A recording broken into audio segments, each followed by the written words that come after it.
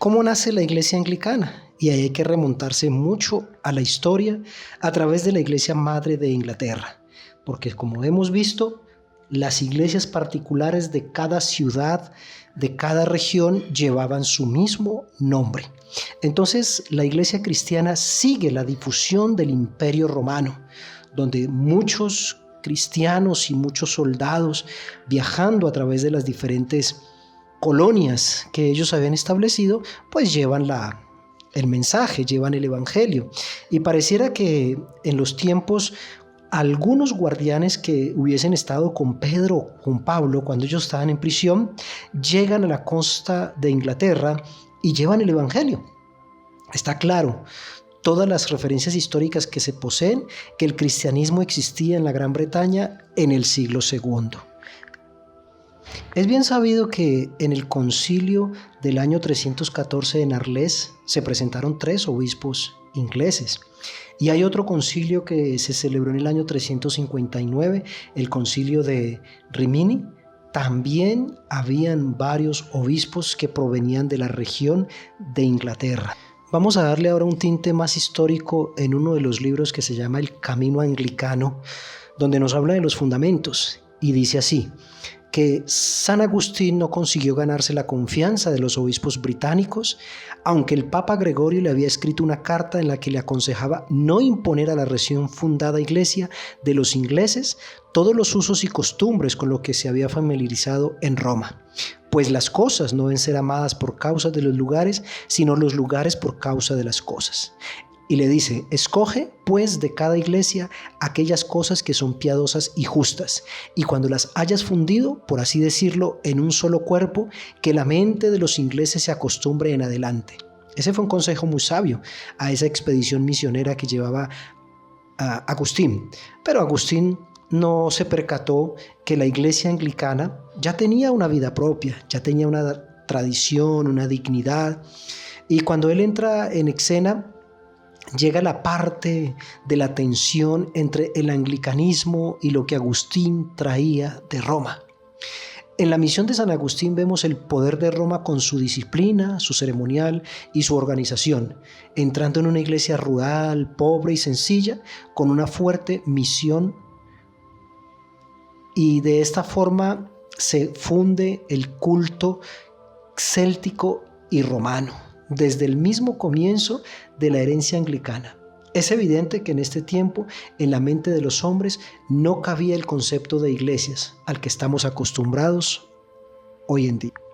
Así pues, desde este inicio, en esas pugnas entre el anglicanismo y el romanismo, llega o entra en escena la corona y la tiara, o sea, el rey y el papa. Desde la misma inicio hasta la Reforma, hay una larga historia de tensión entre la iglesia romana y el Estado, o sea, el rey y el papa. A veces unos reyes fuertes se opusieron a la autoridad del papa, y en otras el rey reconocía las pretensiones papales. Por ejemplo, hay un escrito histórico de Guillermo el Conquistador, le escribe al papa Gregorio en el año 1075, donde le dice: Guillermo, por la gracia de Dios, el renombrado rey de los ingleses y duque de los normandos, envía saludos de amistad a Gregorio, el más noble pastor de la Santa Iglesia. Su legado Hubert vino a mí como representante suyo, Santo Padre, y me ordenó prestarle lealtad a vos y a vuestros sucesores, y rectificar mi decisión sobre el dinero que mis predecesores estaban acostumbrados a enviar a la Iglesia romana.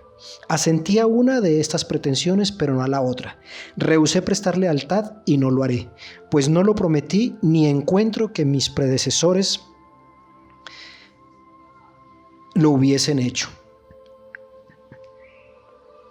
En lo tocante al dinero, he sido cuidadosamente recaudado por casi 3 años durante el tiempo que yo estuve en Galia.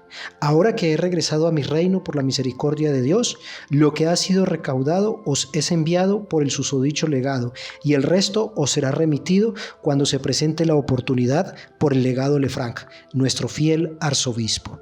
Orad por nos y por el bienestar de nuestro reino, pues hemos amado a vuestros predecesores y deseamos amaros con todo nuestro corazón y escucharos obedientemente sobre todas las cosas. Así pues vemos que el rey Guillermo tenía claro que le iba a dar dinero, el dinero del de la recolecta del reinado, pero no le va a dar su lealtad. Pero también se va a encontrar una carta del rey Juan en el año 1213, donde dice: Juan, por la gracia de Dios, rey de Inglaterra, señor de Irlanda, duque de Normandía y de Aquitania, conde de Anjou, a todos los fieles en Cristo que lean esta presente carta. Saludos. Queremos que todos vosotros sepáis por nuestra carta, confirmada por nuestro sello, que nos, habiendo ofendido a Dios y a nuestra Madre, la Santa Iglesia en muchas cosas, y sabiendo que por ello estamos necesitados de la misericordia divina e incapacitados de hacer ninguna ofrenda digna para conseguir la debida satisfacción ante Dios y la Iglesia, a no ser que nos humillemos, nos y nuestro reino. Nos, deseando humillaros por aquel que se humilló por nosotros hasta la muerte, por la inspiración de la gracia del Espíritu Santo, bajo ninguna presión de fuerza o de temor, sino por nuestra buena voluntad, libre, y por el consejo unánime de nuestros varones, ofrecemos libremente, entregamos a Dios y a sus santos apóstoles Pedro y Pablo, y a la Santa Iglesia Romana, nuestra Madre, y a nuestro Señor el Papa Inocencio, y a sus sucesores católicos, todo el reino de Inglaterra y todo el reino de Irlanda, con todos sus derechos y pertenencias, para que la remisión de nuestros pecados y los pecados de nuestra raza, tanto los vivos como los muertos. Aquí tenemos dos ejemplos claros de cómo muchos reyes se negaron a esa sumisión total de la iglesia, y otros evidentemente pues cedieron ante todas las pretensiones del papado romano de su época. Bien, ahora vamos a leer textualmente qué es lo que realmente sucedió con la iglesia anglicana, donde dicen que fue Enrique VIII quien la creó, cuando ya hemos visto que desde sus inicios la iglesia lo que siempre se opuso fue al autoritarismo que tenía el papado en ese entonces. En el reinado de Enrique VIII estaban operando tres grandes factores. En primer lugar, el ardiente deseo del rey por un heredero varón. Solo tenemos que remontarnos a la historia de aquellos tiempos para ver cuán vitalmente de importante era esto en la situación política cambiante. Con la autoridad del soberano, repetidamente en la picota, era esencial para la vida, el progreso, la paz y la prosperidad del reino, el que el rey tuviera un heredero varón. Su esposa, Catalina de Aragón, era la viuda de Arturo, el hermano de Enrique, y todos los hijos murieron excepto María. Enrique interpretó esto como un juicio, por lo que él creía haber sido un matrimonio incestuoso en la vida de su hermano. Las palabras del versículo 21 del capítulo 20 en el libro del Levítico martillaban en su mente. Hago aquí una acotación, y es que los anglicanos desde el inicio se caracterizaron por una ardua y sistemática lectura de las Santas Escrituras. Tanto los reyes como los clérigos la acostumbraban, y de la misma manera se la enseñaban al pueblo. Entonces en él martillaban esas palabras que decían: si uno toma la mujer de su hermano, es una inmundicia. Descubrió la nudez de su hermano, no tendrán hijos. Enrique preguntaba: ¿no era bastante entonces este matrimonio nulo e inválido? El Papa mismo había concedido dispensa especial para ello, pero muchos dudaban que el Papa tuviera realmente poder para conceder tal cosa. En todo caso, ¿por qué había de qué recurrir al Papa? Enrique VIII mismo se sintió completamente libre de casarse sin pedir el permiso del Papa, como acertadamente se ha observado en el libro de Wells, donde dice: los ingleses se oponían al Papa no porque fuera la cabeza de la iglesia, sino porque no lo era. Stephen Neil observa: era evidente que el Papa anhelaba conceder a Enrique la anulación que pedía, si hubiera podido encontrar el medio de hacerlo sin ofender al emperador Carlos V, que era sobrino de la reina Catalina y ante quien sentía un miedo cerval. Es una torpe distorsión de la verdad el decir que el Papa fue un campeón de la santidad del matrimonio cristiano, mientras que Enrique estaba guiado por la lujuria. Enrique evidentemente estaba dispuesto a tomar su propia decisión en cuanto al asunto. Llamó a Thomas Cranmer, que declaró que su matrimonio con Catalina era nulo e inválido. El Papa inmediatamente lo declaró lícito y amenazó con excomulgar al rey. En las convocaciones inglesas ante el Parlamento fue abolida en adelante la autoridad papal. Este fue el primer factor que estaba operando en la situación de este tiempo. En segundo lugar, había una fortísima reacción anticlerical en el pueblo. Los clérigos eran literal y cordialmente odiados, y principalmente porque habían dejado de cumplir sus deberes espirituales. Cuando se presentó la oportunidad de derrocar a los clérigos, muy pocos entre los laicos se hallaron dispuestos a salir en su defensa. El tercer factor fue la infiltración de ideas reformistas luteranas del continente de Europa.